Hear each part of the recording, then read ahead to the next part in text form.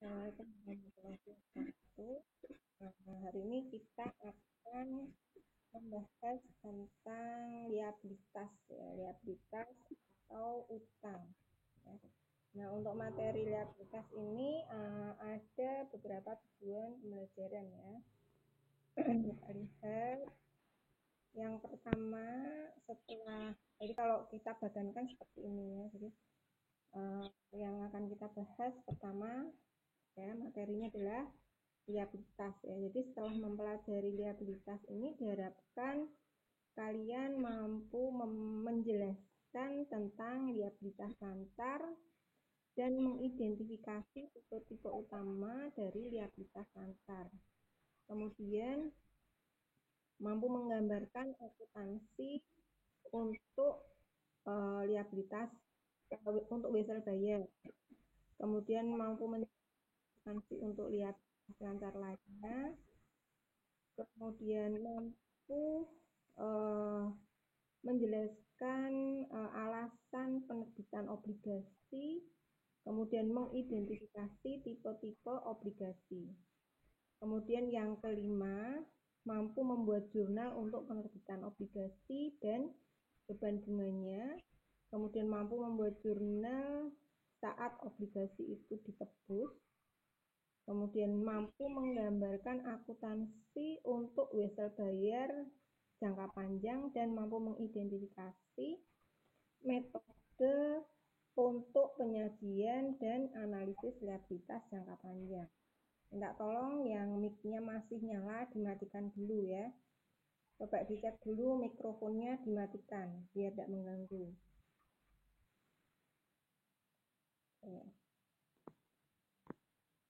Kita bahas satu-satu ya. Yang pertama kita akan bahas apa sih liabilitas lancar ya. Liabilitas lancar sebenarnya itu sudah sering kalian dengar ya. Liabilitas lancar atau utang lancar ya. Itu adalah merupakan kewajiban yang diharapkan perusahaan untuk dibayar dalam 1 tahun atau 1 siklus operasi, tergantung mana yang lebih lama. Nah, jadi liabilitas lancar itu umurnya itu tidak lebih dari 1 tahun ya. Nah, liabilitas lancar itu akan dicatat sebesar jumlah yang harus dibayarkan atau sebesar nilai jatuh temponya tanpa memperhitungkan bunga karena jangka waktunya singkat atau kurang dari 3 bulan ya kalau biasanya kalau yang liabilitas lancar ini.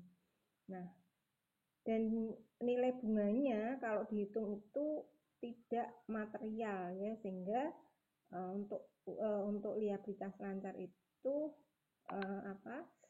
bunganya diabaikan ya. Nah, apa saja tipe-tipe dari liabilitas lancar ya, kita lihat. Jadi tipe-tipe liabilitas lancar. Jadi liabilitas lancar itu terdiri dari utang usaha, kemudian wesel bayar, utang pajak penghasilan, pendapatan diterima di muka, atau current maturities of long term debt ya, dan provisi. Nah, kemudian akun liabilitas atau akun liabilitas itu merupakan beban yang terutang yang diakui saat membuat jurnal penyesuaian akibat penerapan aktual basis ya. Misalnya seperti utang pajak, utang gaji, dan utang bunga. Ya. Kemudian itu tipe-tipenya ya, tipe-tipenya tadi ya. Ada utang usaha, wesel bayar, utang pajak penjualan, pendapatan diterima di muka, current maturities of long term debt, dan provisi. Nah, kemudian yang kedua adalah akuntansi untuk liabilitas lancar. Ya. Jadi utang usaha itu adalah merupakan utang yang timbul dari aktivitas normal suatu perusahaan ya, yaitu transaksi pembelian secara kredit yang harus dilunasi kepada pemasok dalam jangka waktu 1 tahun atau 1 siklus operasi, ya, tergantung mana yang lebih lama. Nah, utang usaha itu biasanya tidak berbunga karena biasanya pemasok itu memberikan fasilitas kredit jangka pendek agar penjualan mereka itu meningkat.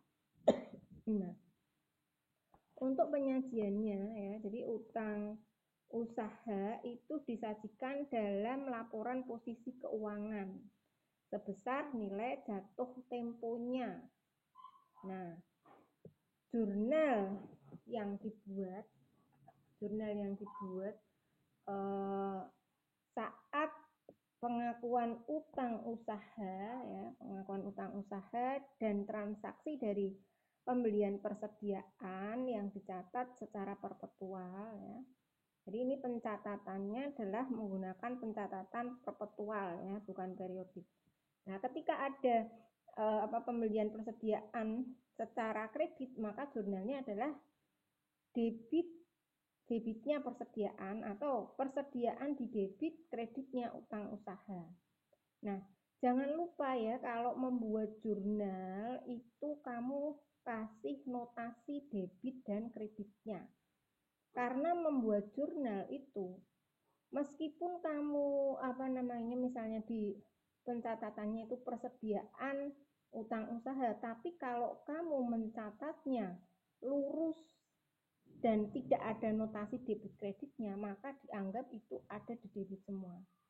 Jadi meskipun itu akunnya benar, itu akan dianggap salah karena pencatatannya kalau di kiri semua tanpa ada notasi debit dan kreditnya itu dianggap debit semua.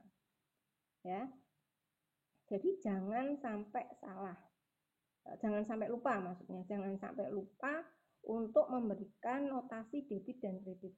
Kamu catat di sebelah kiri semua, asalkan kamu berikan notasi debit dan kredit itu tidak masalah. Yang penting penulisan angkanya harus yang satu kiri dan yang satu menjorok ke kanan. Itu adalah untuk membedakan debit dan kredit, ya.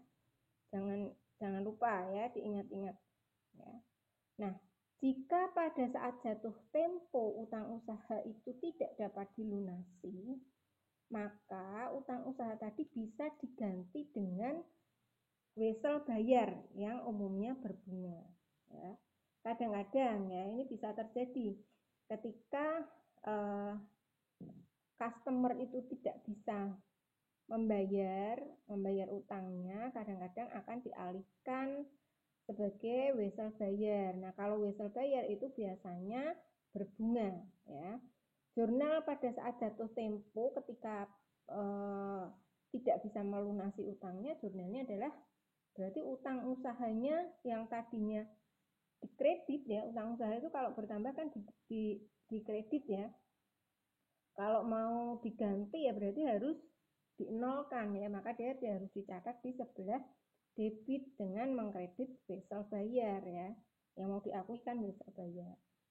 Nah, ini ya. Jadi jurnalnya adalah utang usaha di debit, kreditnya wesel bayar. Nah, contoh ya.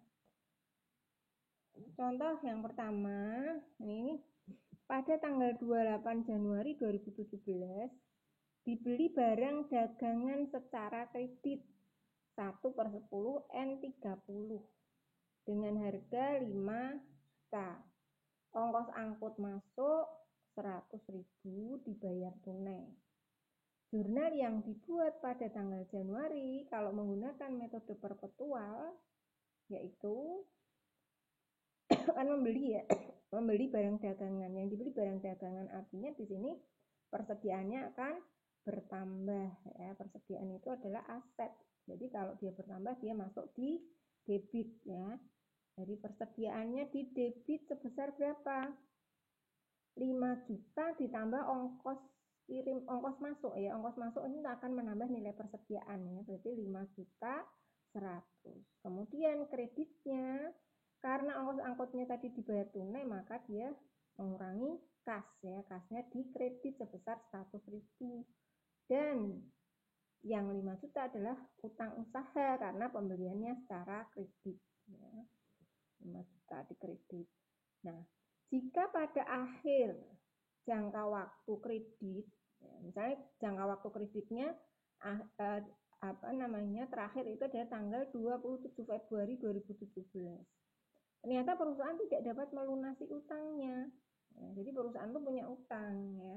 Jatuh temponya tanggal 27 Februari. Nah, ternyata pada tanggal 27 Februari dia belum bisa melunasi utangnya. Ya, belum bisa melunasi utangnya.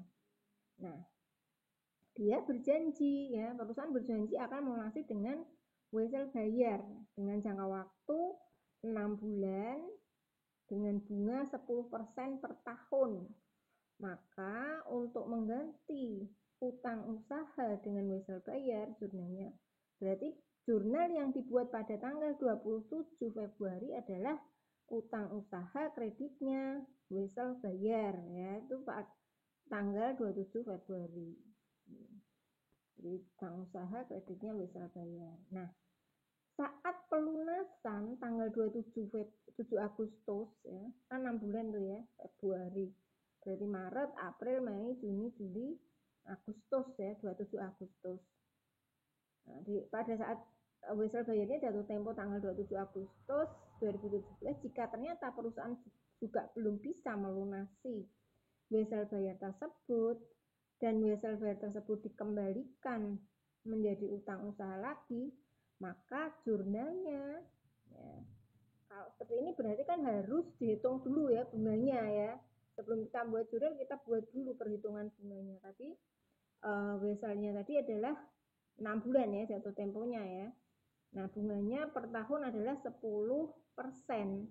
Jadi 5 juta dikalikan 10% karena 6 tahun ya berarti 6 per 12 ya. Berarti selama 6 bulan itu bunganya adalah 250.000 ya, sehingga jurnalnya, jadi sebelum buat jurnal dihitung dulu bunganya ya.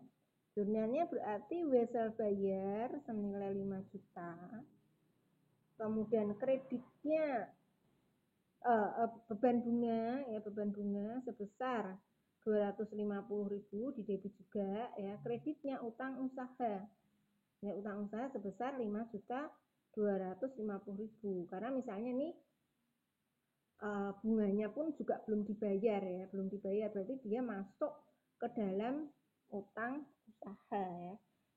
Yang tadinya weselnya 5 juta karena ditambah dengan bunga yang masih belum dibayar, berarti bunga tadi akan include atau masuk ke dalam utang usaha. Ya. Nah, sepanjang jangka waktu wesel berbunga itu harus diakui sebagai beban bunga per bulannya. Ya. Jadi sebenarnya 250.000 itu kan untuk 6 bulan ya. Jadi setiap dari Februari kan berarti Maret harus dibebankan ya. Dan bunga kreditnya utang bunga ya. Jadi satu bulannya berapa ya, tinggal dibagi. Ya, jadi saat jatuh tempo nilai nominal wesel bayar itu harus dilunasi ditambah dengan utang bunganya. Ya. Berarti jurnalnya nanti ketika sudah jatuh tempo dan dibayar, jurnalnya dia wesel bayar, kemudian wesel bayarnya kan berarti 5 juta tadi ya, utang bunganya 250, kreditnya kas sebesar 5.250.000. Jadi meskipun belum dibayar tiap bulan, ketika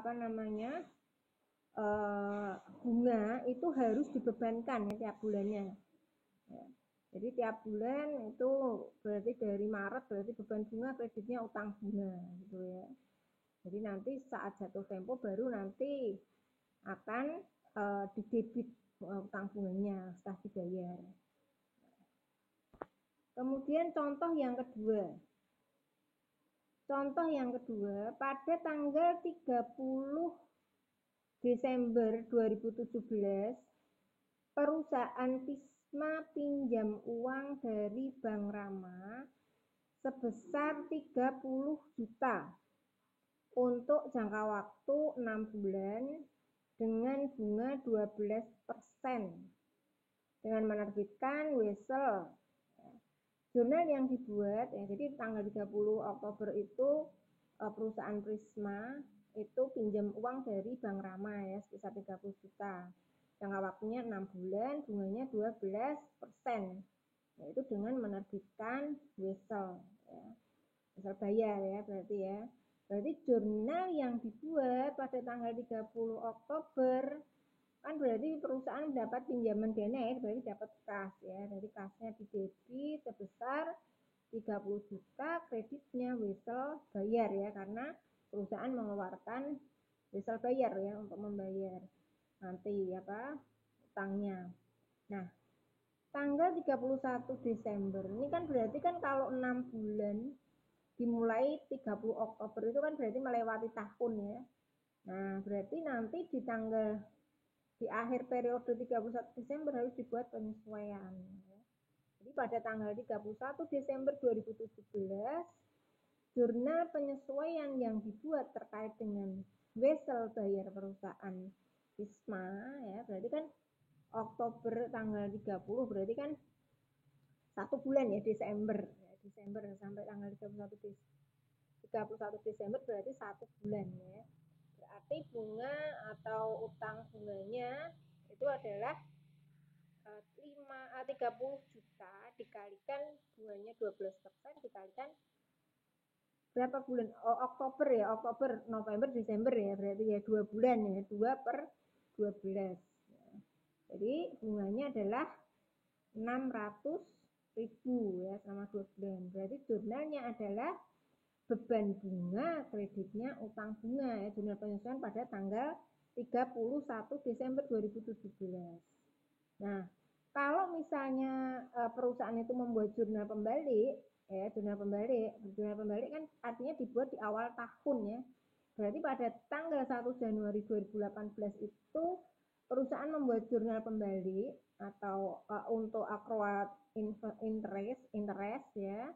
Maka jurnalnya adalah utang bunga yang tadinya dikredit maka dia masuk ke debit ya, karena dibuat jurnal pembalik, dinolkan maksudnya itu ya.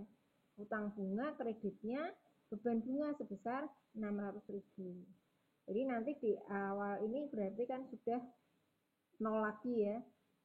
Dan tadinya sudah diakui di bulan Desember 2017, berarti di tahun 2018 ini dinolkan. Nah, kemudian pada saat pelunasan tadi kan 6 bulan ya, 6 bulan Oktober, jadi November, Desember, Januari, Februari, Maret, April ya, berarti pada saat pelunasan tanggal 30 April 2018 karena perusahaan sudah membuat jurnal pembalik, maka jurnal yang dibuat adalah beban bunga sebesar 30 juta kali 12% kali 6/12 ya, karena sudah dibuat jurnal pembalik, yaitu 1.800.000 ya beban bunganya. Kemudian Wesel bayarnya 30 juta di debit. Kreditnya kas ya sebanyak 31.800.000. Kemudian contoh yang ketiga. Contoh yang ketiga, dijual barang dagangan tunai. Totalnya 13.650.000. Sudah termasuk 5% pajak penjualan. Maka jurnalnya, jadi perusahaan itu menjual barang dagangan tunai ya 13.650. Itu sudah termasuk pajak 5% di dalamnya. Nah, berarti kan kalau kamu suruh ngitung pajaknya ya berarti dihitung dulu ya. Berarti pajaknya berapa? Kalau 13.650 itu sudah termasuk pajak ya berarti kita hitung 13.650 dikali 105/100 ya, karena itu kan berarti 13.650 itu adalah 100% tambah 5% ya. 105/100. Berarti utang pajaknya adalah 650. Nah, ketika menjual barang tunai berarti artinya perusahaan mendapatkan kas ya, kasnya bertambah sebesar 13.650.000. Kreditnya penjualan kan ini ya senilai apa namanya 13.650.000. Tadi kalau misalnya kamu udah ketahuan dulu ya, sudah nyari utang pajaknya sebenarnya juga sudah tahu ya, berarti kan 13 juta dikurangi 650. Atau kalau misalnya yang mau dicari penjualannya ya bisa ini ya, jadi 13.650.000 per 105% ya, ketemu sama saja 13 juta. Nah, selisihnya itu adalah utang pajak penjualan.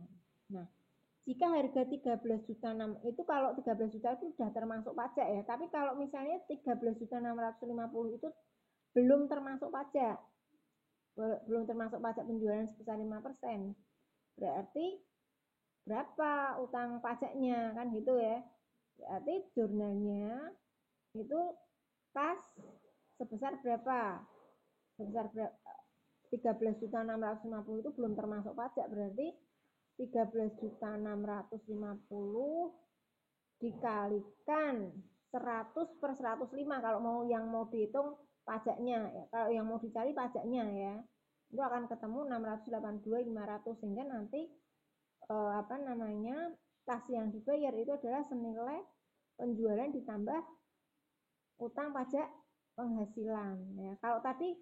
Kalau misalnya yang disuruh nyari utang pajaknya loh ya. Tapi kalau kamu mau nyari langsung kasnya ya berarti kalau tadi tidak termasuk itu sudah termasuk itu dibagi, kalau tidak termasuk akan dikalikan 105%. Hasilnya sama saja ya, hasilnya sama saja kalau kamu nyari pajaknya ya berarti caranya adalah 13.650 dikalikan 105 per 100 sama saja sebenarnya. Nah, kemudian 100 per 105 kalau ini tadi ya. Kemudian contoh yang keempat. Contoh yang keempat, ini misalnya pada tanggal 1 Desember. Pada saat tanggal 1 Desember 2017 diterima uang muka dari pelanggan surat kabar Pisma untuk jangka waktu 12 bulan sebesar 2.400.000. Saat menerima uang muka tersebut tanggal 1 Desember ya, jurnalnya ya, jadi pada saat menerima uang muka kan berarti dapat kas ya, berarti kas kreditnya pendapatan diterima di muka sebesar 2.400.000. Nah, ini tadi 2017 ya, jangka waktunya 12 bulan, berarti melewati tahun ya, melewati satu periode. Berarti saat akhir periode tanggal 31 Desember, artinya kan sebulan ya, maka jurnalnya pada tanggal 31 Desember itu sudah ada yang bisa diakui sebagai pendapatan ya, karena sudah berjalan ya, berarti yang tadinya diakui sebagai pendapatan diterima di muka. Pendapatan diterima di muka itu kan utang ya, utang pendapatan, karena kita belum menyelesaikan pekerjaannya. Perusahaan belum menyelesaikan pekerjaannya, jadi itu belum boleh diakui sebagai pendapatan. Nah, karena sudah berjalan 1 bulan, berarti yang 1 bulan boleh diakui sebagai pendapatan. Ya, berarti 1 bulan itu 1 per 12 kali 2.400 atau 2.400 dibagi 12 juga bisa ya. Jadi pendapatan diterima di muka, di debit 200.000, kreditnya pendapatan ya, karena sudah boleh diakui sebagai pendapatan. Nah, liabilitas jangka panjang yang akan jatuh tempo pada periode mendatang atau current maturities of long-term debt itu disajikan dalam laporan posisi keuangan sebagai liabilitas lancar ya. Meskipun dia waktunya dia itu merupakan hutang jangka panjang, tapi ketika jatuh temponya utang itu sudah akan jatuh tempo, maka dia boleh atau disajikan dalam liabilitas lancar ya. Sehingga perlu dibuat jurnal klarifikasinya. Meskipun nama akunnya sama, tapi kode akunnya berbeda. Ya. Jadi ketika utang jangka panjang itu sudah mau jatuh tempo, dia boleh diakui, dia akan dimasukkan ke laporan posisi keuangan itu sebagai aset liabilitas lancar, tapi harus dibuat jurnal klarifikasi. Nah, akunnya sama, tapi nomornya yang berbeda, ya, kode akunnya yang berbeda, sehingga jurnalnya itu adalah utang bank, misalnya yang jangka panjang itu adalah 2, kemudian kreditnya adalah utang bank 2.1, itu yang menandakan sebagai liabilitas lancar. Ya. Jadi utang banknya yang jangka panjang itu dinolkan, kreditnya utang bank atau liabilitas lancar yang masuk di liabilitas lancar ya, dengan kode akunnya 2.1. Jadi harus dibuat klarifikasi ya. Nah, kemudian provisi. Provisi itu adalah merupakan liabilitas lancar sebagai kewajiban estimasian yang dapat menjadi liabilitas aktual di masa depan. Contohnya ya, contoh provisi. Contoh provisi itu adalah garansi produk yang diestimasi nilainya berdasarkan pengalaman masa lalu. Nah, jurnalnya untuk provisi itu adalah beban garansi produk, kreditnya utang garansi produk. Ya. Jadi harus dipahami ya, jadi bahwa provisi itu adalah merupakan liabilitas lancar sebagai kewajiban estimasian ya, yang bisa menjadi liabilitas aktual di masa depan. Ya, misalnya tadi garansi produk yang diestimasi nilainya ya berdasarkan pengalaman masa lalu. Garansi itu kan biasanya ngaturnya itu kan ini ya, periode sebelumnya bagaimana. Nah, itu akan dibuat estimasi atau perkiraan. Jadi jurnalnya ketika ada provisi ini adalah beban garansi produk, kreditnya utang garansi produk. Nah, beban garansi produk itu akan disajikan sesuai fungsinya ya, dalam beban penjualan dan pemasaran ya, yaitu pada laporan laba rugi. Sedangkan utang garansi produk itu akan disajikan dalam liabilitas lancar ya, di laporan posisi keuangan. Nah, kemudian contoh selanjutnya, contoh yang kelima, ini misalnya diestimasi bahwa terdapat 400 unit yang dijual dengan garansi akan diklaim pelanggan untuk diperbaiki karena ada cacat produk. Nah, biaya reparasi atas cacat produk itu rata-rata 20.000 per unit. Maka jurnal penyesuaian di akhir periode, nah berarti kan 400 unit ya yang diestimasi ini ya, tadi cacat tadi ya, per unitnya 20.000, berarti totalnya 400 unit kali 20.000 ya, berarti kan biaya beban garansi produknya adalah sebesar 8 juta. Nah, karena belum diklaim pelanggan, maka kreditnya adalah utang garansi produk ya sebesar 8 juta. Ini keliru ya, ini harusnya yang 8 juta ini menjorok ke kanan, ini salah, menjorok ke kiri, harusnya ke kanan ini ya. Nah, kemudian jadi penyajiannya ya, penyajian dan analisis liabilitas lancar. Jadi perusahaan dapat mengurutkan liabilitas lancar itu berdasarkan likuiditasnya. atau bisa juga diurutkan berdasarkan nilai liabilitas lantar yang terbesar dulu, ya, yang terbesar ditempatkan pada urutan yang pertama, atau bisa juga berdasarkan kebiasaan. Ya, kalau kita mengurutkan dari berdasarkan likuiditasnya, kalau menggunakan SAK itu biasanya penyajian liabilitas lancar itu yang disajikan adalah yang liquid dulu ya, yang lancar dulu baru yang tetap. Tapi kalau kita menggunakan IFRS itu yang disajikan biasanya adalah yang paling besar dulu ya, liabilitas yang paling besar dulu atau yang jangka panjang dulu, biasanya seperti itu. Nah, bisa kalian kalau di Indonesia masih menggunakan berdasarkan likuiditasnya ya, karena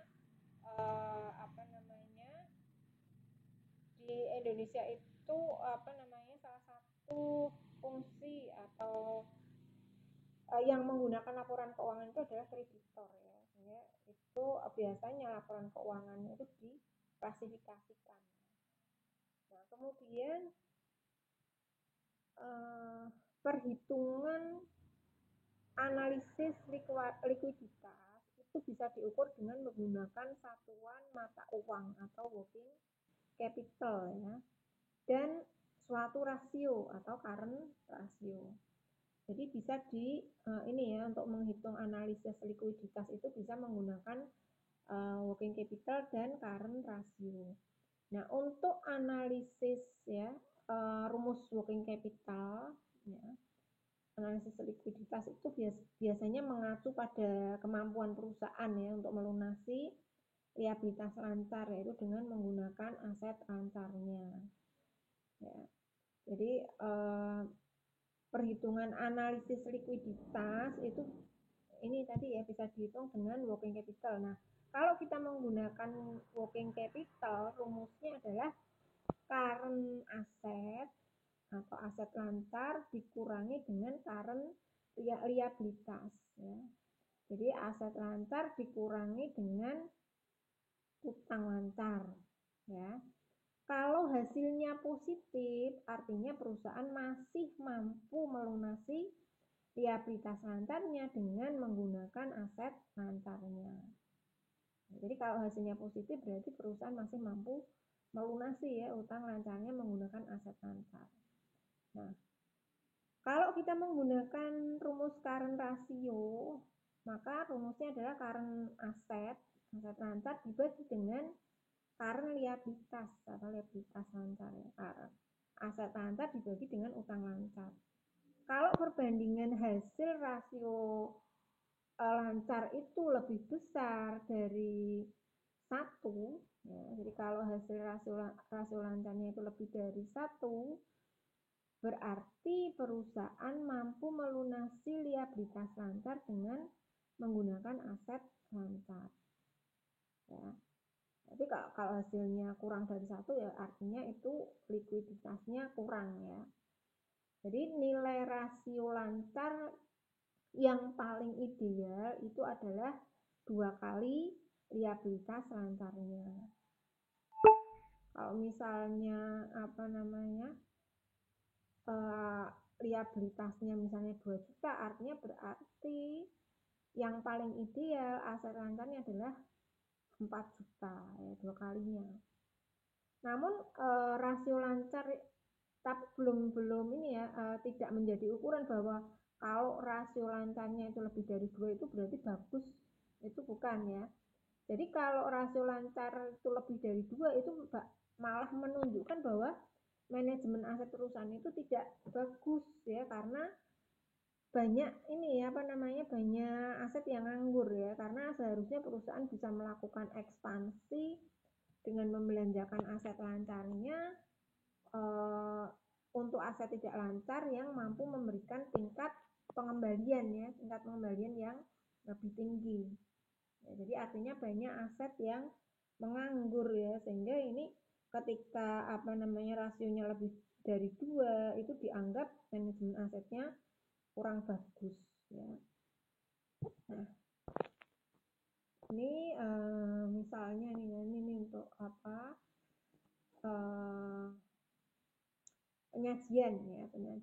penyajian laporan posisi keuangan misalnya PT Twin ya. Jadi kalau kita tadi bisa tidak penyajiannya bisa menggunakan yang totalnya lebih banyak dulu ya, kemudian baru yang mengikuti yang paling kecil. Nah, ini kalau ini adalah sesuai dengan IFRS ya. Ini sebenarnya penggalan saja nih.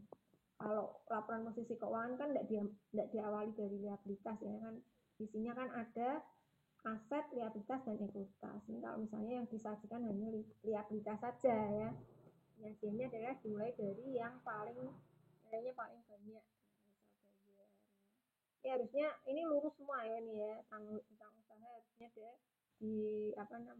lurusnya dengan 8.300 ini. Nah, kemudian kita masuk ke contoh selanjutnya. Jadi misalnya nih dengan menggunakan data PT Twin tadi ya, ini PT Twin tadi datanya. Jadi wesel bayarnya 8.300.000, utang usahanya 7.980.000. Ini harus urut nih ya sebenarnya ya nih. Ini agak kocar-kacir nih. Ya, kemudian utang jangka panjangnya 7.062.000 ini juga lurus, utang gaji 3.460.000, pendapatan diterima di muka ini juga lurus ya 518.000, utang debitin 282.000. Ini mungkin spasinya nih kelebaran nih, jadi ke bawah airnya. Ini lurus semua ya, itu nanti ini contoh 6 ini menggunakan ini tadi tampilan yang di PT Twin tadi. Nah, dengan menggunakan data PT Twin, terlihat bahwa total liabilitas jangka panjang adalah 28, ini kepotong. Totalnya itu adalah 28.712.000 ya. Jadi dengan menggunakan data PT Twin, total liabilitas jangka panjangnya adalah 28.712.000. Nah, total aset lancarnya adalah 37.038.480. Kalau kita mau cari working capital, artinya di sini kita mencari ya aset lancarnya berarti kan 37.038.480. Kemudian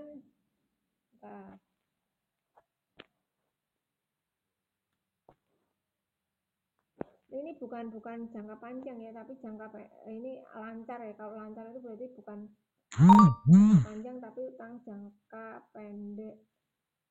Ini liabilitas lancar ya maksudnya ya di sini ya. Ini saya keliru ngetiknya nih. Jadi misalnya nih di sini liabilitas lancarnya itu adalah 28.712.000, sedangkan total aset lancarnya adalah 37.038.480. Nah, kalau cari working capital tadi kan dari aset lancar dikurangi utang lancar ya. Jadi aset lancarnya 38.480 dikurangi 28.712.000 yaitu 8.326.000. Nah, kan hasilnya positif ya. Kalau positif artinya perusahaan mampu melunasi utang lancarnya dengan aset lancar. Kemudian kalau kita hitung menggunakan current ratio, ya, jadi kan berarti total aset lancarnya 37.038.480 dibagi total utang lancarnya 28.712.000, sehingga di sini current rasionya adalah 1,29 kali. Artinya lebih dari 1 ya, dianggap bahwa ini current rasionya sudah cukup bagus ya, karena lebih dari 1. Nah, jadi berdasarkan perhitungan modal kerja dan rasio lancar, itu menunjukkan bahwa PT Twin memiliki current rasio yang lebih besar dari current liabilitas ya, sehingga masih dianggap mampu melunasi liabilitas lancar dengan menggunakan aset lancar, yaitu dengan catatan seluruh aset lancarnya itu liquid ya. Aset lancar ini liquid, artinya di sini di aset lancar itu tidak boleh ini ya, tidak boleh ada akun ini apa namanya, dibayar di muka itu nggak boleh ya.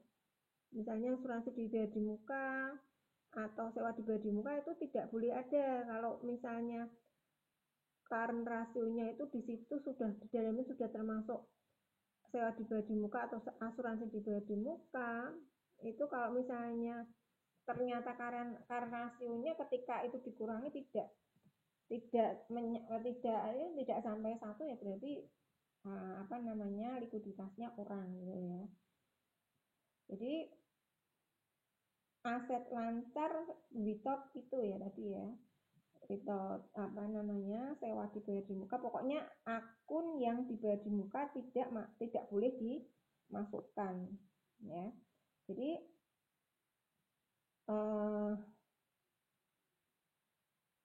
piutang yang tak tertagih, sebentar. Jadi semakin besar current rasio itu akan semakin baik, tapi tidak boleh lebih dari 2 tadi ya. Tidak boleh lebih dari 2, karena kalau lebih dari 2 dianggap manajemen asetnya kurang bagus. Nah, dalam analisis current rasio itu ada beberapa yang harus dipahami ya. Jadi tidak semua aset lancar itu liquid ya tadi ya, yang saya maksudkan tadi. Jadi tidak semua aset lancar itu liquid. Nah, apa saja yang tidak liquid? Misalnya adalah piutang tak tertagih. Piutang tak tertagih itu kan masuk di, kalau di laporan posisi keuangan kan masuknya di aset lancar ya, tapi dia tidak boleh diikutkan dalam perhitungan current rasio ya. Ada persediaan yang sulit dijual atau dijual dengan kredit. Terus apa, pembayaran di muka atau prepaid ya, yang di masa depan itu tidak bisa menjadi kas ya, tidak bisa menjadi kas untuk melunasi. Nah, jadi untuk melunasi liabilitas lancar ya, jadi untuk apa namanya, pembayaran di muka itu tidak bisa menjadi kas untuk melunasi liabilitas lancar. Karena apa? Karena prepaid itu di masa depan dia akan menjadi beban. Ya, dia tidak bisa berubah menjadi kas ya, karena seiring dengan berjalannya waktu, prepaid atau pembayaran di muka dia akan menjadi beban. Misalnya asuransi dibayar di muka, itu setiap bulannya kan dia berjalan ya, setiap bulannya berjalan dia tidak berubah menjadi kas, tapi dia akan dibebankan sehingga nanti apa namanya, dia tidak lagi menjadi kas tapi menjadi beban ya, sehingga dia tidak boleh dimasukkan ke perhitungan current rasio ya, meskipun dia merupakan aset lancar. Nah, kemudian selanjutnya adalah liabilitas jangka panjang. Jadi liabilitas jangka panjang itu adalah kewajiban yang diharapkan dibayar perusahaan lebih dari 1 tahun ke depan. Nah, dalam memperoleh dana besar, perusahaan itu bisa menerbitkan saham dan obligasi ya. Jadi untuk bisa mendapatkan dana yang besar itu bisa menggunakan atau perusahaan itu bisa menerbitkan obligasi. Nah, kenapa kok harus obligasi ya? Apa namanya? Atau bisa juga menerbitkan saham ya, saham atau modal saham. Nah, kenapa kok harus obligasi? Nah, ada beberapa keuntungan ya. Jika perusahaan itu tidak memilih menerbitkan saham, tapi dia memilih menerbitkan obligasi. Keuntungan yang pertama, kalau perusahaan itu menerbitkan obligasi, jadi kalau obligasi itu tidak mempengaruhi pengendalian pemegang saham. Kalau saham, pemegang saham itu kan dia memiliki hak ya, memiliki hak suara dalam perusahaan. Tapi kalau obligasi itu tidak, ini kan surat hutang ya, jadi tidak mempengaruhi pengendalian pemegang saham. Jadi pemegang obligasi itu tidak memiliki hak suara ya, sehingga pemegang saham itu tetap memiliki kendali penuh atas perusahaan tersebut. Nah, kalau menerbitkan saham kan beda, berarti kan kepemilikannya kan bertambah ya. Karena pemegang saham itu memiliki hak suara. Kemudian yang kedua, itu kalau menerbitkan obligasi itu bisa menghasilkan penghematan pajak. Nah, bunga yang dibayarkan dapat diakui sebagai beban. Ya, kalau beban bunga itu kan dia boleh dimasukkan sebagai beban ya, sehingga nanti ketika beban itu boleh diakui sebagai beban, maka dia akan mengurangi laba perusahaan. Kalau labanya berkurang, otomatis nanti kewajiban pajaknya juga akan lebih kecil ya. Kalau jika dibandingkan dengan ketika perusahaan itu menerbitkan saham. Kalau saham itu perusahaan membayar dividen. Dividen yang dibayarkan, kalau dividen yang dibayar itu tidak boleh tidak boleh diakui sebagai beban ya, sehingga dia tidak bisa mengurangi laba perusahaan ya.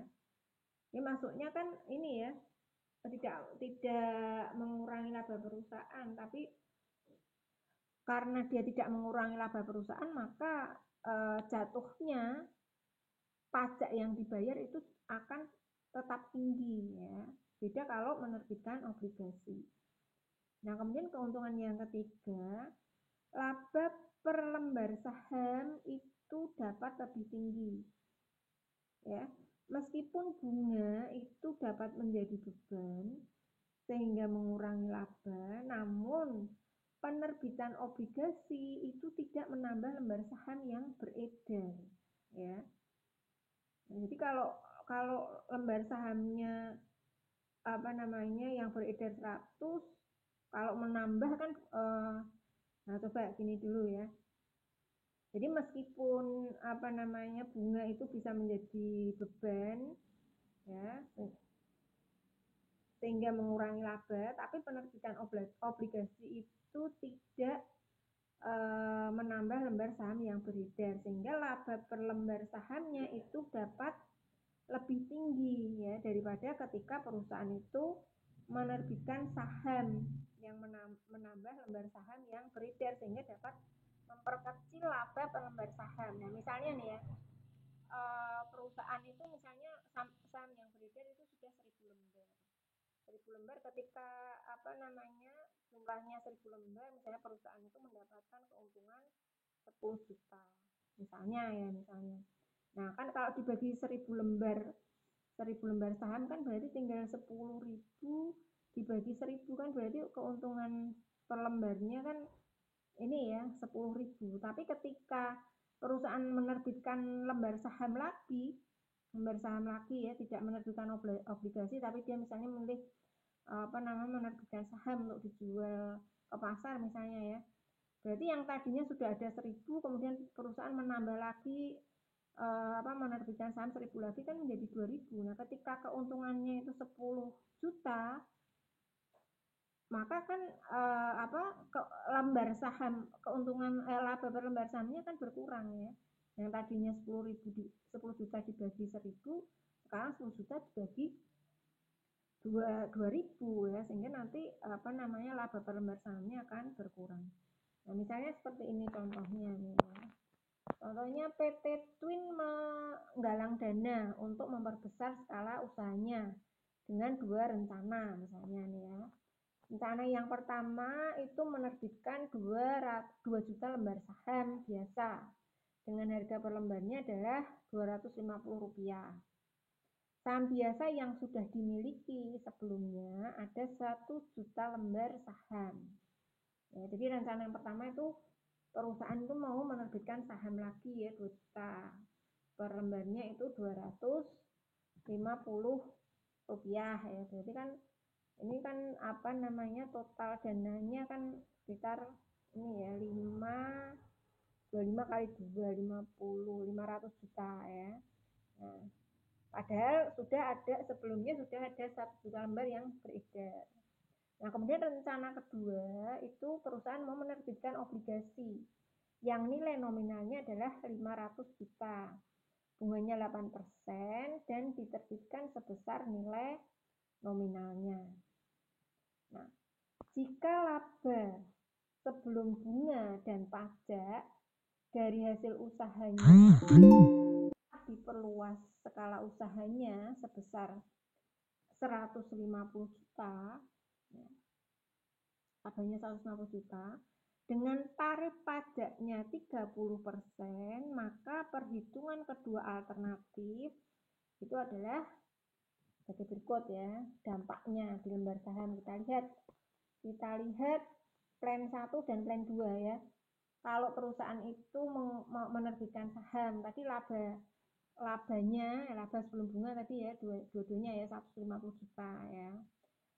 Rencana 1, perusahaan menerbitkan obligasi. Kalau menerbitkan obligasi ya, nah berarti kalau menerbitkan obligasi kan berarti kan ini ya tidak mempengaruhi di plan 1 tidak terpengaruh ya. Kalau menerbitkan obligasi kan menerbitkan saham kan tidak dibebani bunga ya, tidak ada bunganya kalau menerbitkan saham. Tapi kalau menerbitkan obligasi itu ada beban bunganya, yaitu 8% kali 500 juta, yaitu 40 juta. Sehingga di sini ketika menggunakan plan 1, laba sebelum pajaknya adalah 150 juta. Tapi kalau menggunakan plan 2 yang menerbitkan obligasi, laba sebelum pajaknya adalah 110 juta. Nah, kemudian pajak penghasilan tadi 30% ya. 30% sebelum pajak. Kalau menggunakan plan 1, pajak yang harus dibayar adalah 45 juta. Ya, 30% kali 150 juta ya kalau yang menerbitkan saham. Sedangkan kalau menerbitkan obligasi, pajak yang harus dibayar itu hanya 33 juta. Ya, karena laba sebelum pajaknya kan hanya 110 juta. Ya, 30% kali 110 juta. Sehingga di sini ketika perusahaan menggunakan plan 1 yaitu menerbitkan saham, itu laba bersihnya adalah 105 juta. Sedangkan kalau menerbitkan obligasi, labanya hanya 77 juta. Dari sini kan ini kelihatan labanya lebih menguntungkan yang pertama ya. Nah, tapi kita lihat lagi lembar saham yang beredar. Lembar saham yang beredar tadi dari 1 juta menjadi 3 juta ya kan, ada 1000 lembar kemudian ditambah 2 juta, 3 juta 1 juta tambah 2 juta, sehingga totalnya adalah 3 juta lembar, dibagi laba bersihnya 105 juta dibagi 3 juta, sehingga ketika menggunakan plan 1 yaitu dengan menerbitkan saham, laba per lembar sahamnya itu adalah 35. Nah, kalau perusahaan menerbitkan obligasi, otomatis kan lembar sahamnya kan sama ya, nggak bertambah ya. Lembar sahamnya hanya 1 juta yang beredar. Berarti laba bersihnya 77 juta dibagi 1 juta. Di sini kelihatan bahwa laba per lembar saham ketika perusahaan itu menerbitkan obligasi itu lebih tinggi, yaitu 77 rupiah ya, laba per lembar sahamnya ya. Sehingga tidak bisa dilihat bahwa ketika menerbitkan obligasi ternyata menghasilkan laba per lembar saham yang lebih tinggi kalau dibandingkan perusahaan itu harus menerbitkan saham. Jadi tahu ya perbedaannya. Nah, kemudian selanjutnya adalah tipe-tipe liabilitas jangka panjang.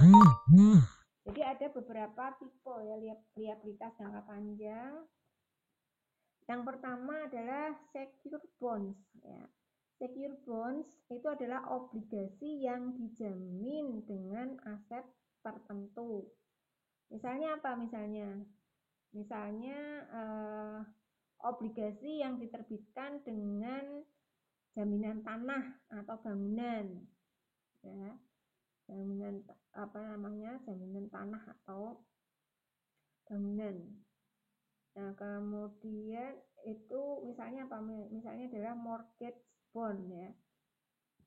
Obligasi yang dijamin dengan aset khusus tertentu itu disebut dengan sinking fund ya, sinking fund bonds. Nah, kemudian unsecured atau debenture bond.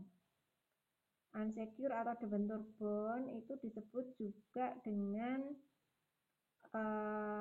obligasi itu adalah merupakan obligasi yang diterbitkan seperti ini ya, seperti kredit pada umumnya ya, tanpa jaminan. Kalau unsecured bond atau debenture bond itu adalah obligasi yang diterbitkan seperti kredit pada umumnya tanpa jaminan. Nah, kepercayaan investor terhadap perusahaan yang menerbitkan unsecured bond itu mengacu pada peringkat kredit yang baik. Ya, ini biasanya ini ya, berdasarkan peringkat kreditnya bagaimana.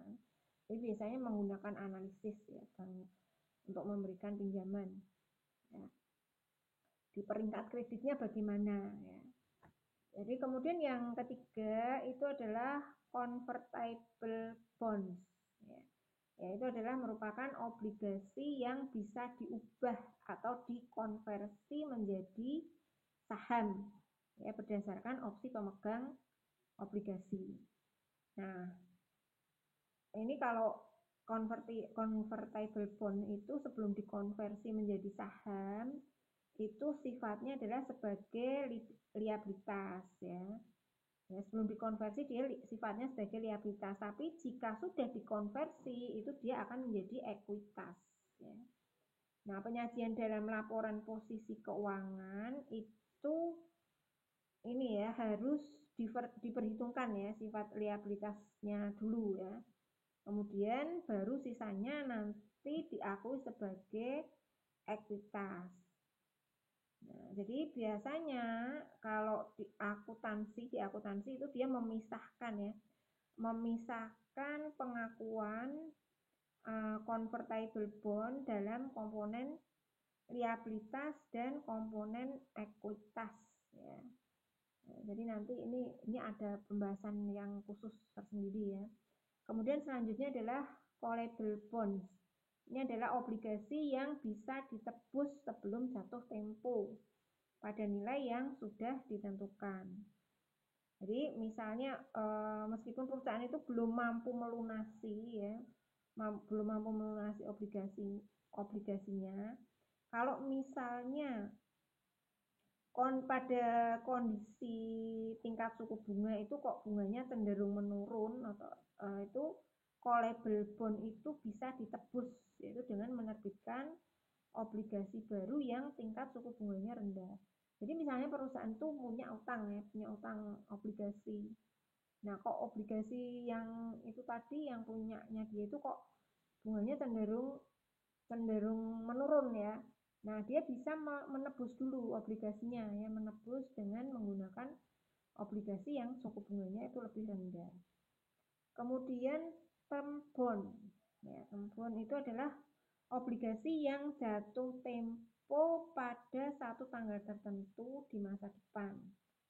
Nah, untuk menentukan nilai sekarang dari term bond itu menggunakan present value interest faktor atau PVIF ya. Ya, kalau menggunakan PVIF ya, PVIF itu rumusnya nah, ini ya. Kalau menggunakan PO ini enggak saya cantumkan. Kalau menggunakan PVIF biasanya rumusnya adalah PVIF sama dengan 1 per 1 plus I pangkat P ya. Pangkat I maksudnya ya. Jadi 1 dibagi 1 ditambah tingkat suku bunganya berapa dikalikan ya, jadi 1 dibagi 1 plus I pangkat N. N itu adalah jumlah periode pembayaran bunganya. Ya, kalau nanti saya contohkan ya. Nah, kemudian yang terakhir untuk tipenya itu adalah serial bond ya. Serial bond itu adalah obligasi yang jatuh tempo dengan angsuran tertentu yang merata sepanjang jangka waktu obligasi. Nah, untuk menentukan nilai sekarang dari serial bond itu menggunakan ini PVIFA ya. Kalau tadi kan menggunakan PVIF ya, PVIF present value interest factor. Kalau ini present value interest factor annuity ya. Hitungan seperti yang ada di statistik ya. Kalau PVIF tadi rumusnya 1/1 plus I pangkat N, sedangkan kalau PVIFA itu rumusnya adalah 1 dikurangi 1/1 plus I pangkat N dibagi I. I itu bunganya ya. N itu adalah jumlah periode pembayaran bunga obligasi. Nah, kemudian lanjut akuntansi penerbitan obligasi. Nah, dalam penerbitan obligasi itu biasanya Dewan Direksi itu harus menetapkan jumlah obligasi yang akan diotorisasi. Nah, kemudian total nilai nominalnya dan tingkat bunga kontraktual dari obligasi tersebut. Ya, jadi dalam penerbitan itu harus diperhatikan itu ya, harus ditetapkan dulu obligasi yang akan diotorisasi itu berapa ya, jumlahnya berapa, total nilai nominalnya berapa, tingkat suku bunga kontraktualnya berapa. Nah, total obligasi yang diotorisasi itu biasanya lebih besar dari jumlah obligasi yang diterbitkan. Ini tujuannya apa? Tujuannya adalah untuk memberikan fleksibilitas ya. Fleksibilitas untuk menerbitkan obligasi lagi jika nanti dibutuhkan. Nah, kemudian kalau nilai nominal atau face value obligasi itu adalah jumlah pokok obligasi ya. Jumlah pokok obligasi yang diterbitkan perusahaan dan merupakan jumlah yang harus dilunasi. Jumlah yang harus dilunasi pada saat jatuh tempo ya, tanggal jatuh tempo. Nah, tanggal jatuh tempo itu apa?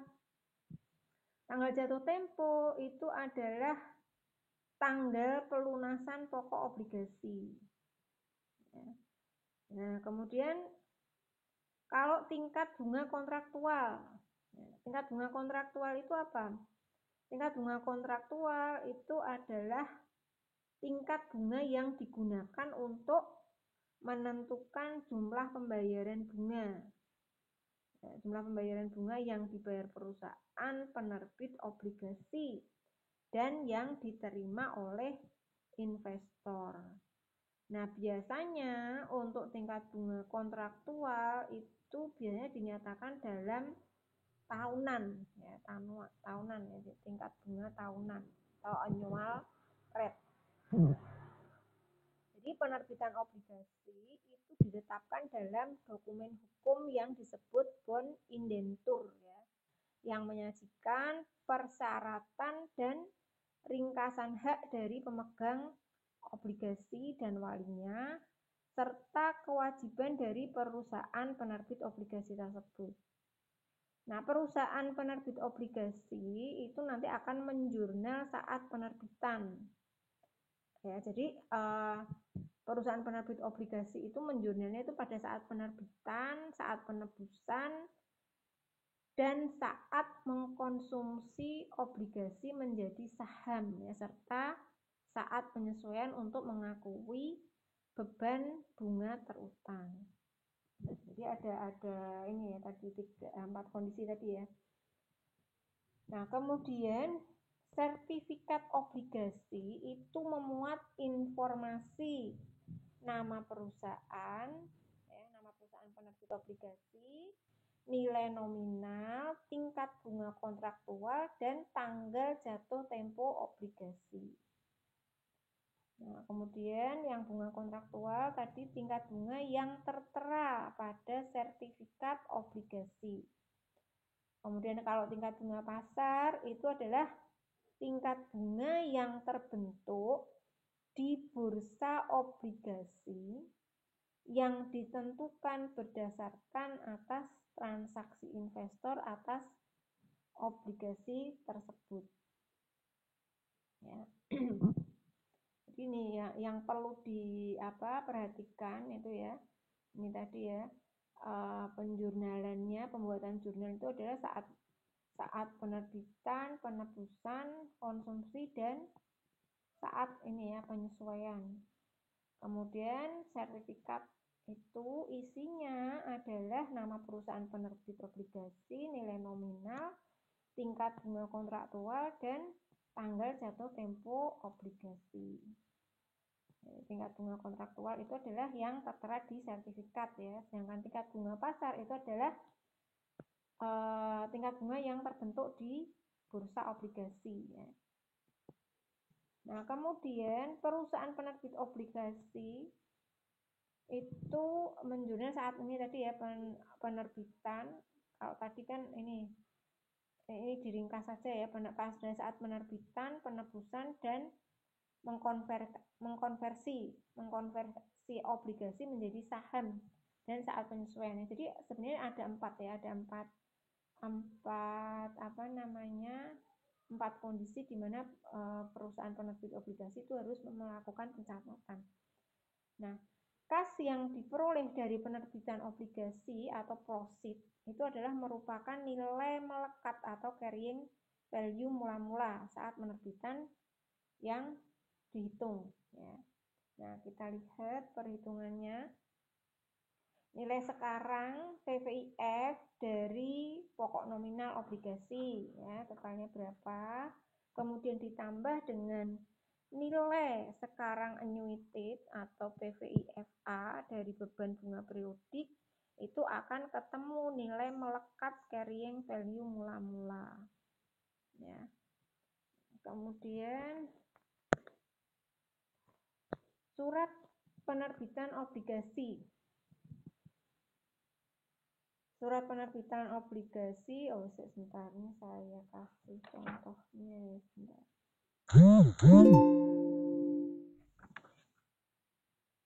Contohnya di bawah nanti ya.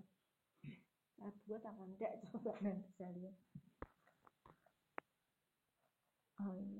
Ini sudah saya buat di bawah ya. Nah, ini. Jadi saat penerbitan obligasi itu bisa menimbulkan premi atau diskon ya, yang perhitungannya itu dengan cara membandingkan antara nilai yang melekat atau carrying value mula-mula dengan nilai nominal obligasi. Nah, perhitungannya itu kalau misalnya nilai melekat atau carrying value mula-mula itu lebih tinggi dari nilai nominal disebabkan karena market rate-nya itu lebih rendah daripada kontrak rate-nya, maka ini akan menimbulkan premi.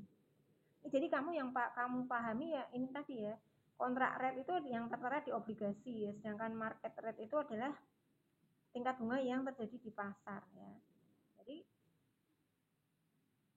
yang menimbulkan premi atau diskon itu yang pertama adalah kalau misalnya nilai melekat atau carrying value mula-mulanya itu lebih tinggi dari nilai nominal ya, itu karena ini disebabkan karena tingkat bunga di pasarnya itu lebih rendah daripada kontrak rate-nya, maka ini akan menimbulkan premi.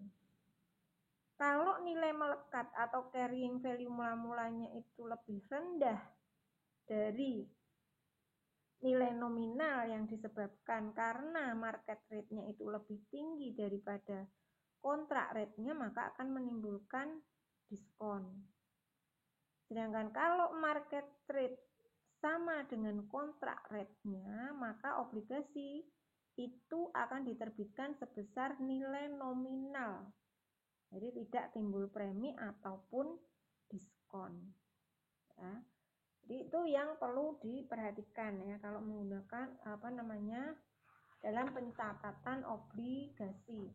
Nah, ini memang agak panjang ya ini ya. Jadi ini contohnya ya, PT Prospek pada tanggal 1 Januari 2017 itu menerbitkan obligasi dengan nilai nominal 100 juta.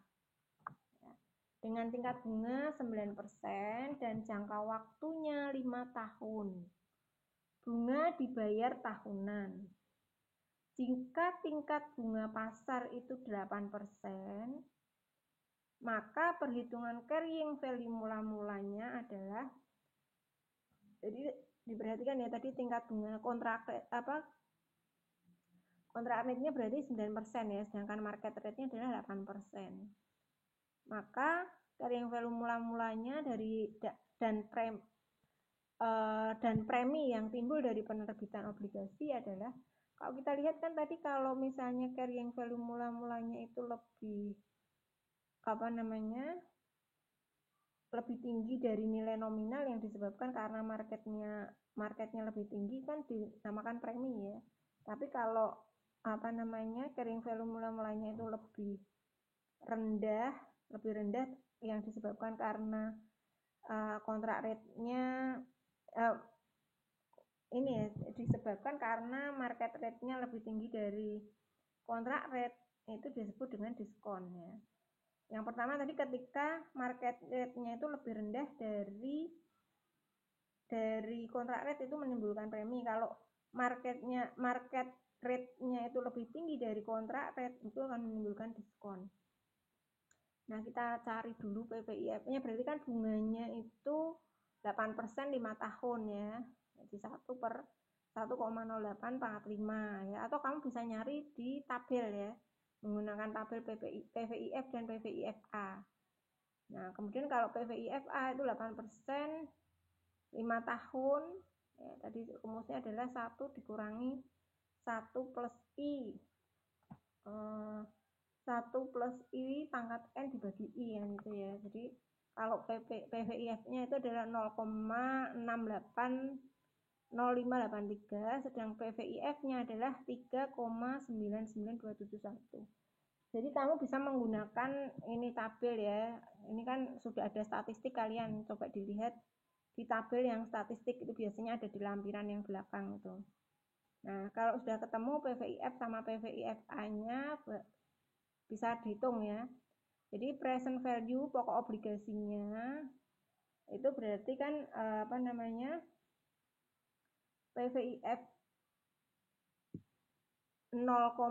PVIF ya sebenarnya 0,680583 dikalikan nominalnya 100 juta. Berarti 68 ini lurus juga ya, ini kocar-kacir semua ini tulisannya 68 juta 58.300. Kemudian tadi kan cari carrying value mula-mula, tadi kan caranya gimana tadi? Carrying value mula-mula itu adalah dari nilai sekarang PVIF ditambah dengan PVIFA kan ya. PVIFA. Nah, PVIF-nya sudah ketemu 68 juta 58.300. Sedangkan PVIFA-nya adalah 3,99271 dikalikan kontraktualnya berapa tadi? Kontraktualnya adalah 9% ya. 9%. Kalau PVIF itu menggunakan ini ya,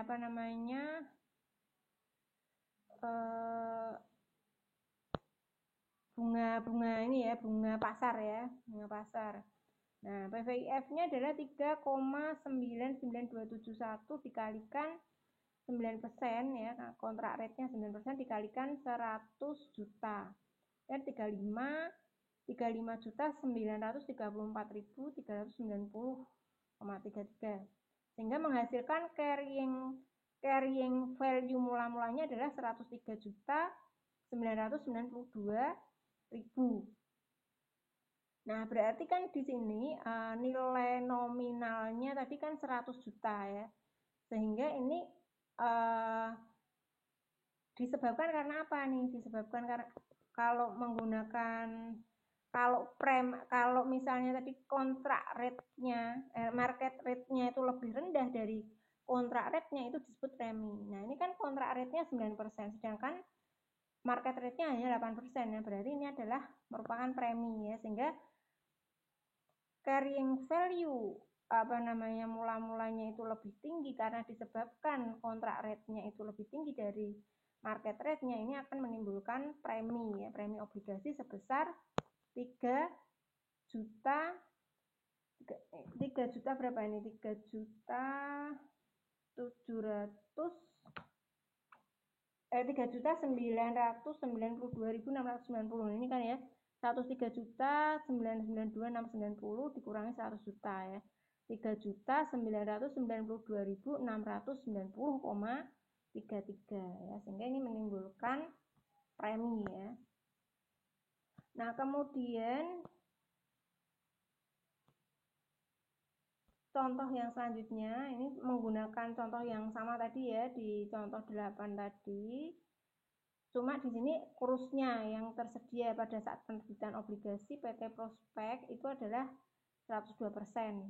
Ya, 102% kursnya, maka jurnal yang dibuat saat penerbitan berarti tadi nominalnya 100 juta.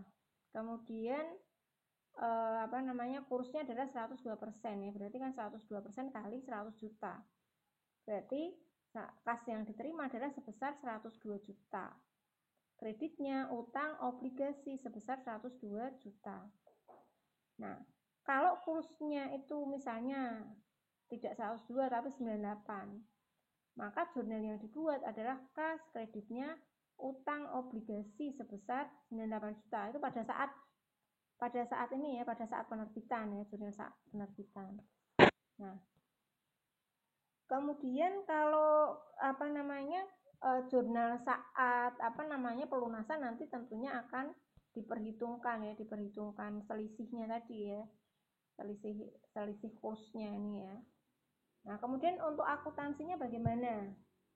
Akuntansi untuk amortisasi premi dan diskon obligasi. Jadi premi atau diskon yang timbul dari penerbitan obligasi itu harus diamortisasi ya, sehingga tanggal jatuh tempo obligasi itu dengan menggunakan metode bunga efektif ya, bisa menggunakan metode bunga efektif ya. Jadi premi atau diskon yang timbul dari penerbitan obligasi harus diamortisasi hingga tanggal jatuh tempo obligasi dengan menggunakan metode bunga efektif. Jadi sebenarnya ada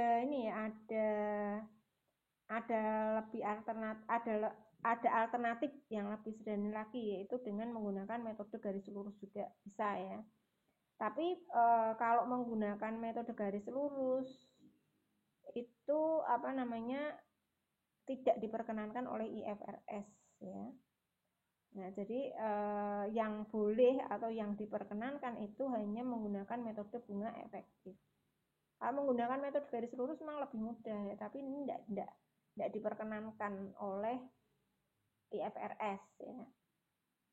Nah, ini kalau misalnya menggunakan metode garis lurus ya, kalau dengan menggunakan data contoh 9 tadi ya, apabila perusahaan mengamortisasi premi dengan menggunakan garis lurus ya tadi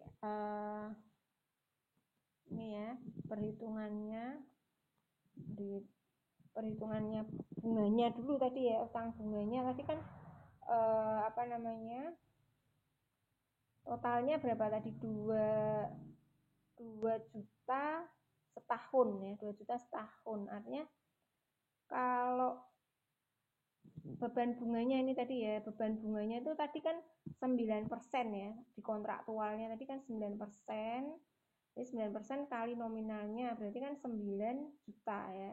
Sehingga jurnalnya itu adalah beban bunga kreditnya utang bunga sebesar 9 juta, yaitu untuk mencatat ini ya, bunga tahunan yang terutang. Nah, kemudian itu kalau menggunakan kalau 5 tahun tadi ya, 5 tahun ya umurnya. Jadi kalau misalnya 5 tahun ya berarti utang beban bunganya tadi berapa beban bunganya? Bentar. Coba. Nah, ini ya. Selisihnya tadi 2 juta ya, ini ya, 2 juta. Ini untuk nih. Yang nominalnya 100, kemudian kursnya 102. Jadi kan selisihnya 2 juta ya. Jadi beban bunga kreditnya utang 2 juta dibagi 5 tahun ya. Berarti kan per tahunnya adalah 400.000. Itu mencatat amortisasi obligasi ya. Amortisasi diskon obligasi maksudnya ya. Ini yang tadi ya, dari selisihnya tadi ya. selisih kurs tadi ya. Kursnya 102, nominalnya 100, sehingga ada selisih 2 juta ya. Itu untuk 5 tahun ya, berarti dibagi 5 per tahunnya adalah 400.000. Nah, kemudian selanjutnya, kalau dengan menggunakan data di contoh 9 tadi, jika perusahaan mengamortisasi diskon dengan menggunakan metode garis lurus, jurnalnya adalah, ini sudah ini tadi ya. Nah, jika perusahaan menerbitkan obligasi sebesar nilai nominalnya atau tidak timbul premi, jadi kalau yang diterbitkan itu sama dengan nominalnya, berarti jurnalnya adalah beban bunga, kreditnya utang bunga ya, sebesar 9 juta itu tadi. Ya. Jadi tidak ada amortisasi ya, karena tidak ada selisihnya. Kemudian kalau misalnya menggunakan contoh 8, jika perusahaan mengamortisasi premi dengan menggunakan bunga efektif ya. Jadi kontraktualnya tadi 9 juta ya, yang dibayar 9% kali nominal. Kemudian beban bunganya menggunakan tadi BPIF tadi ya, 8.319 ya, 8.319. Ini ya, jadi semua dari 5 tahun kan berarti 17, 18, 19, 20, 21 ya. Kemudian yang diamortisasi kan nilainya kan 9 juta ya. Kemudian beban bunganya itu dari 8% kali dikalikan carrying CF periode lalu ya. Jadi misalnya di sini ini pertama di tahun 2017 tadi berapa nilainya, 8.319.415. Nah, kemudian kan amortisasi di tahun pertama itu adalah A dikurangi B. Coba A dikurangi B kan 9 juta ya, 9 juta dikurangi dengan 8.319 ya. Totalnya kan pertama ini ya 103.992.690 menggunakan contoh yang ke-8 ya. Contoh yang ke-8 mana nih, coba.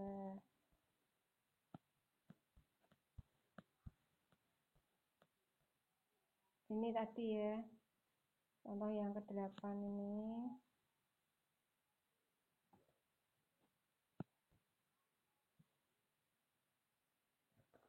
Ini kemudian ini ada yang ke ini soalnya apa namanya? Ini apa? Ketutup ini ya. Sebentar. Kalau ini ada perhitungan gini, kamu coba ini ya, coba sambil dicari ya, mau cari kalkulator, coba dihitung nanti biar apa namanya paham ya. Nah, ini sebentar. Ini kalau kita menggunakan bunga efektif ya. Jadi beban bunganya itu 8% dikalikan carrying value periode lalu. Coba ini saya juga nggak ada. Coba dihitung ya. 8% kali apa namanya? 9 juta coba berapa tuh, coba nanti dikurangkan nanti ya. Nah, kemudian ini saya penasaran, saya tak ambil kalkulator dulu.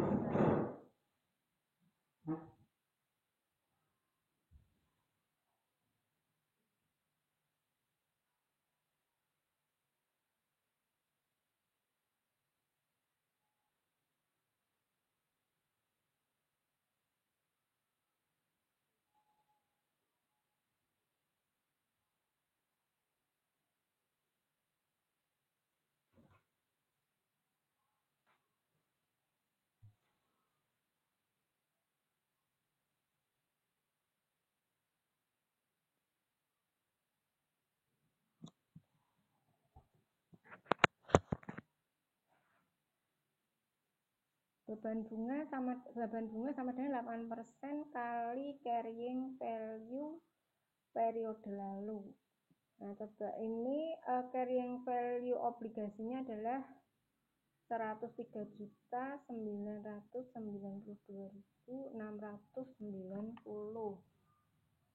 Nah, kemudian yang diamortisasi itu adalah 9% kali nilai nominal. Nilai nominal berarti sebentar nih Kak. Untuk perhitungannya, coba nanti perhitungannya saya cek lagi ya, untuk perhitungannya. Jadi kan 8.319.000 itu asalnya dari mana ya, nanti saya cek dulu. Nah ini saya lanjutkan dulu ya. Nanti saya kasih penjelasannya ya untuk yang tabel amortisasi yang bunga efektif ya. Nanti daripada saya keliru menjelaskan ya, kita masuk ke akuntansi pelunasan obligasi. Nah, untuk obligasi itu bisa dilunasi pada saat jatuh tempo. Nah, jurnal pelunasan saat jatuh tempo itu selalu sebesar nilai nominalnya, karena premi atau diskon yang terjadi itu sudah habis diamortisasi dengan mengurangi atau menambah akun utang obligasinya. Jadi jurnal pada saat pelunasan itu pasti sebesar nilai nominalnya ya. Nah, kemudian obligasi dapat ditebus sebelum jatuh tempo untuk mengurangi beban bunga. Nah, jadi obligasi yang sebelum jatuh tempo itu bisa ditebus ya. Untuk mengurangi beban bunganya. Jika tingkat suku bunga pasar itu mengalami penurunan atau karena memiliki dana cukup sehingga bisa ingin menghapus nilai utang obligasi dalam laporan posisi keuangannya. Nah, kemudian pelunasan obligasi sebelum jatuh tempo itu harus melakukan beberapa hal, yaitu mengeliminasi carrying value obligasi saat penebusan, kemudian mencatat kas yang dibayar, kemudian mengakui laba rugi penebusan.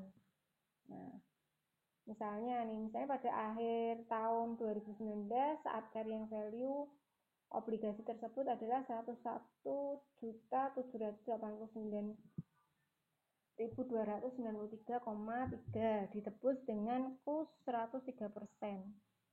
Nah, berarti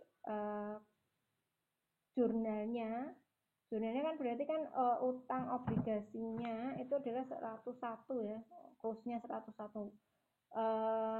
Kursnya ditebus dengan 103%. Nah, nominalnya kan 101.783 ya.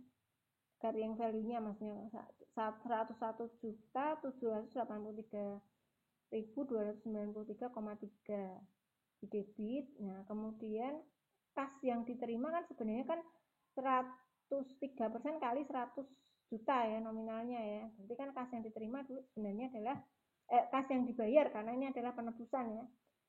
Kas yang dibayar adalah 103 juta, sehingga pada saat akhir tahun 2019 ketika obligasi itu mau dilunasi itu ada rugi ya.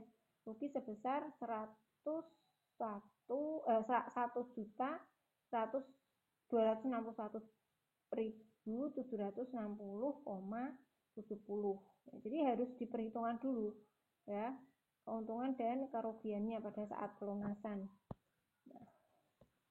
Nah, kemudian untuk akuntansi wesel bayar yang jangka panjang.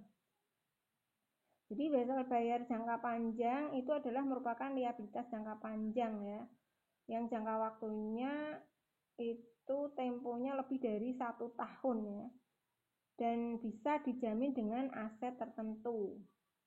Nah, saat pengakuan awal itu perusahaan akan mencatatnya sebagai mortgage, tulisannya ini mortgage ya, mortgage notes ya, karena ini adalah wesel jangka panjang ya. Mortgage notes payable ya, sebesar nilai nominalnya. Nah, setiap pembayaran selama jangka waktu wesel itu ini ya ada bunga yang dihitung ya dari saldo wesel bayar. Ini enggak saya tulis ya. Jadi ada ini ya, jadi setiap pembayaran selama jangka waktu wesel itu terdiri dari dua hal, yaitu bunga yang dihitung dari saldo wesel bayar yang belum dibayar dan pengurangan dari pokok pinjaman. Misalnya perusahaan Rain ya. Perusahaan Raini pada tanggal 31 Desember 2017 itu menerbitkan mortgage notes payable sebesar 500 juta. 8%, 20 tahun untuk mendanai usahanya. Wesel tersebut akan dilunasi dengan cicilan lengkap per tahun 50.926.101,4. Maka jurnal saat penerbitan wesel tanggal 31 Desember 2017 adalah kas kreditnya wesel bayar hipotek ya sebesar 500 juta. Nah, cicilan yang dibayar setiap tahunnya ya 8%, 20 tahun ya berarti 500 juta itu berarti 1 per 1 plus I pangkat N ya, cicilannya ya. Jadi 500 juta sama dengan 9,8181 ini ya dikalikan cicilannya. Cicilannya tadi kan 50 tadi ya. 50 sehingga ketemu 50 juta 926 104,4 nih cicilannya. Nah, kemudian jurnalnya berarti jadi berapa? Kok berapa? Jurnalnya adalah ya beban bunganya berarti kan berapa tadi? 8% ya, 8% kali sebentar 8 cicilannya tadi kan untuk cicilan yang harus dibayar tadi kan 500 juta sama dengan 1 dikurangi 1 per 1 plus I pangkat N kan totalnya adalah 50.926.104 ya cicilannya. Maka jurnalnya berarti beban bunganya itu adalah dari 8% kali 500 juta ya, sehingga beban bunganya di debit 40 juta. Kemudian wesel bayar hipoteknya itu adalah karena kas yang dibayar kan 50 juta ya tadi ya, 50 juta 926. Berarti wesel bayar hipoteknya adalah 10 juta 926.104,4 ya. Nah, kemudian bisa dihitung ya menggunakan bunga efektif ya, suku bunga efektif seperti tadi ya. Jadi bunganya tadi ini tidak saya tampilkan ya di sini ya. Jadi kas yang dibayar itu adalah ini dimasukkan ke kalau menggunakan ini tadi ya suku bunga efektif ini ya nah seperti ini. Jadi bunga kas yang harus dibayar nih di sisi pertama itu 50 juta semua ya karena 1 tahun tadi kan sama ya cicilannya adalah 50 juta 926.104. Kemudian beban bunganya tadi 8% ya 8% dikalikan ini tadi totalnya tadi berapa 8% kali 500 juta ya itu 40 juta. Nah sehingga di sini adalah pengurangan pokok wesel. Kalau di sini kan amortisasi premi. Nah kalau di wesel itu adalah pengurangan pokok wesel itu sebesar 50 juta ya di kolom pertama 50 juta sekian tadi dikurangi 40 juta ya, sehingga totalnya nanti 10 juta 926. Yang di atas sendiri ini 500 juta ya carrying value-nya ya saldo wesel bayar di sini 500 juta sehingga nanti 500 juta dikurangi 10 926 ini ya, sehingga nanti di bawahnya akan ketemu ya, ketemu 49 sekian gitu ya. Kemudian tahun 2019 sama ya, kas yang dibayar itu adalah 50 sekian tadi ya, sama karena pembayaran tiap tahunnya sama. Cuma yang di sini bunganya yang berbeda. Kalau bunganya tadi adalah dari 8% kali tadi ya, kali berapa tadi? 500 juta. Tapi kalau di sini berarti ya tinggal tadi saldo wesel bayar terakhir berapa? Berarti 0,08 dikalikan 489,073 misalnya ya. 073 895. Nah, itu akan ketemu 39 sekian. Nah, berarti kalau ini tadi berarti kan tadi kalau menggunakan contoh 8 tadi coba ya. 0,08 kali 103 berapa ya yang nomor 8 tadi ya? Coba 103,992. Ya, 690. Oh ya, berarti ini tadi ya, yang tadi saya janjikan tadi untuk yang perhitungan beban bunga ya, 8% kali carrying value periode lalu. Ini kan berarti kan carrying value-nya itu 103 ini ya, 103. Berarti kan 8% dikalikan 103,992 sehingga totalnya sekian. Kemudian tahun 2018 itu nanti carrying value-nya adalah 8% kali 103,312 ini ya. 312 ini nanti akan ketemu 8264. Gitu caranya ya sampai di terakhir sehingga nanti nilai nominal tahun 2021 itu akan menjadi 100 juta sehingga nanti di saat pelunasan pembayarannya itu adalah sebesar nilai nominalnya. Di wesel pun juga sama ya caranya seperti itu. Ini enggak saya tampilkan ya tabelnya. Tapi ya sama dengan yang penghitungan bunga efektif yang di obligasi tadi. Ya, jadi dalam laporan posisi keuangan yang terkualifikasi di Indonesia, penyajian liabilitas jangka panjang itu disajikan setelah liabilitas lancar ya kalau menggunakan PSAK ya. Nah ini karena kalau di IFRS kan yang jangka pendek dulu atau yang lancar dulu baru yang panjang ya. Ini memang berbeda dengan IFRS ya, yang menyajikan pasifanya atau liabilitas tetap liabilitasnya itu dimulai dengan ekuitas ya, maksudnya pasifanya itu dimulai dengan ekuitas baru kemudian liabilitas jangka panjang dulu baru setelah itu liabilitas lancar ya. Nah itu kira-kira untuk materi apa namanya liabilitas ya ini utang ya. Nah mungkin ada pertanyaan ya atau mungkin ada yang belum paham, silahkan ditanyakan. Nah ini ada dua ini ya, ada dua PR nih. PR yang pertama kan kemarin libur nih nggak ada PR ya. Ini PR yang pertama di latihan 1 ini ya, perintahnya adalah kalian suruh buat jurnalnya ya. Buatlah seluruh jurnal yang diperlukan oleh PT Nabisco dengan asumsi 1 tahun adalah 360 hari. Kemudian latihan kedua ini menggunakan PVIF tadi ya.